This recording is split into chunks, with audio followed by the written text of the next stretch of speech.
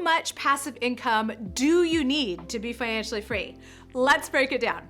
You want to create your own version of the goose that laid the golden eggs, basically. So how big of a golden goose would you need for you to be able to live off the golden eggs? It's always easier to manifest from a place of clarity. And the number one reason that most people don't get what they want is they don't know what they want. So I encourage you to come up with a specific amount of how much income you need each month to support your desired lifestyle. You can go farther and faster when you have a clear vision of where you're going. But as Zig Ziglar said, if you aim at nothing, you'll hit it every time. So if you need your passive income to be more than your expenses, should you just make a list of your current expenses? Well, yeah, I mean, that would tell you how much passive income you'd need to support your current lifestyle. But if you didn't have to work for money, you might not have some of the same expenses that you do now. Also, you might want a different lifestyle than what you have now. So I invite you to tune into your financial freedom vision. What is that financial freedom lifestyle you want to create?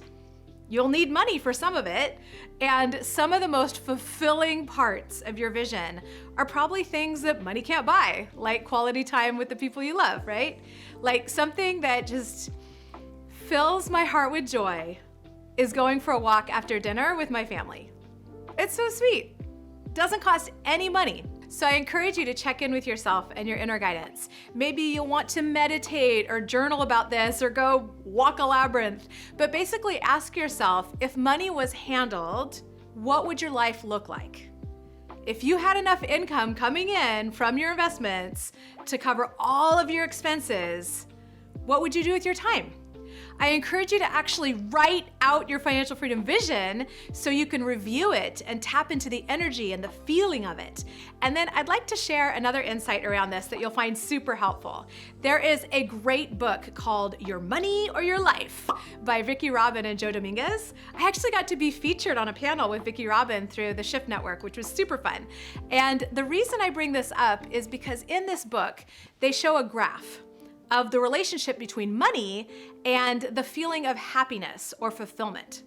What they discovered is that in the beginning, more money correlates with more fulfillment. But after a certain point, more money actually correlates with less fulfillment. So the peak of this fulfillment curve is at enough and then some. Now, what is enough and then some? Well, that's going to be different for everyone, right?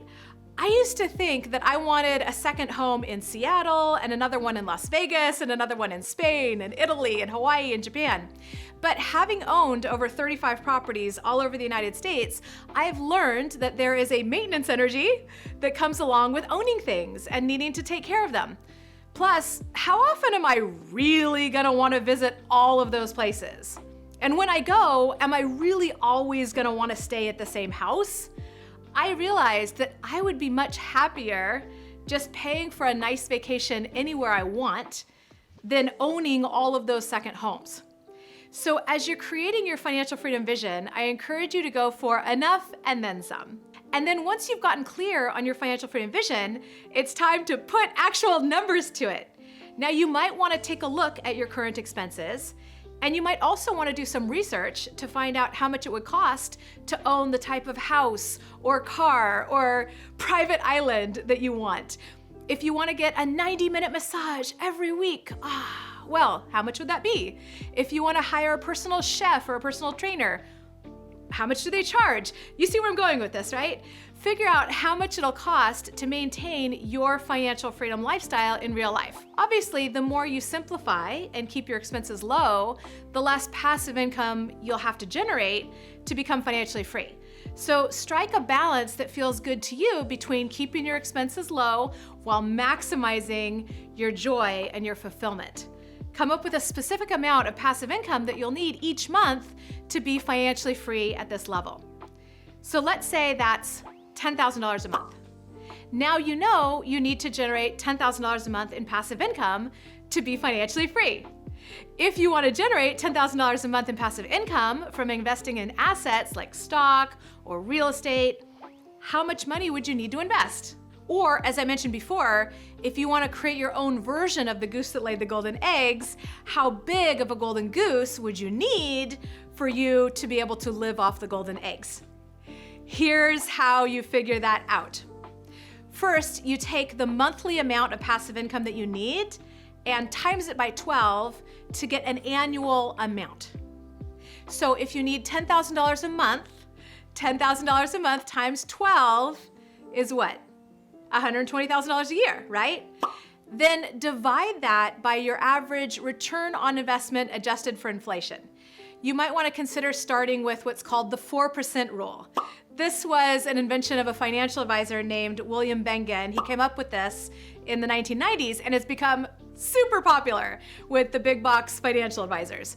The 4% rule says that you can withdraw 4% of your total investment portfolio in the first year of retirement, or in this case, the first year of financial freedom, and the dollar amount stays the same each year adjusted for inflation. With this approach, your risk of running out of money over a 30-year retirement is very low. So basically, the 4% rule says that you should be able to sell off 4% of your investments each year, based on the first year, without worrying about running out of money or outliving your money. So let's say you need $10,000 a month in passive income to be financially free. We figured out that $10,000 a month times 12 is $120,000. Now, $120,000 is 4% of what?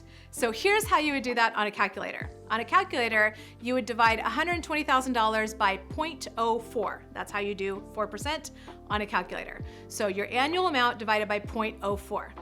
And that would give us $3 million. So in this scenario, if you had a $3 million golden goose, taking 4% off in golden eggs, that would give you $120,000 a year in golden eggs, which would be $10,000 a month in golden eggs. Are you with me? So in that case, $3 million is your magic number. That's how much you would need in investments to become financially free with $10,000 a month in passive income if you're gonna use the 4% rule. And if you don't like 4%, you can adjust it up or down. Some people prefer to use 3%. As you increase your financial education and you get better at investing, you might be comfortable with 5, 6, 7% or more, which means you wouldn't need as big a golden goose to get you the golden eggs you need. Now, what if you don't have $3 million? That's okay. There's a second type of passive income that doesn't require any money to get started. But even if you are just getting started, I still encourage you to grow your golden goose while also using the strategies you're gonna learn in this training that don't require a bunch of money. Now, one thing we didn't factor into this equation was taxes. Depending on how you structure your investments, you might be able to eliminate taxes altogether and even become a tax-free millionaire. But if you think you'll have to pay taxes on your passive income, you might want to consult with your tax person to help you adjust your numbers to allow for that. Now that you have a clear idea of how much passive income you need to be financially free, check out this video for one of my all-time favorite passive income tips and tricks to boost your net wealth and supercharge your investing.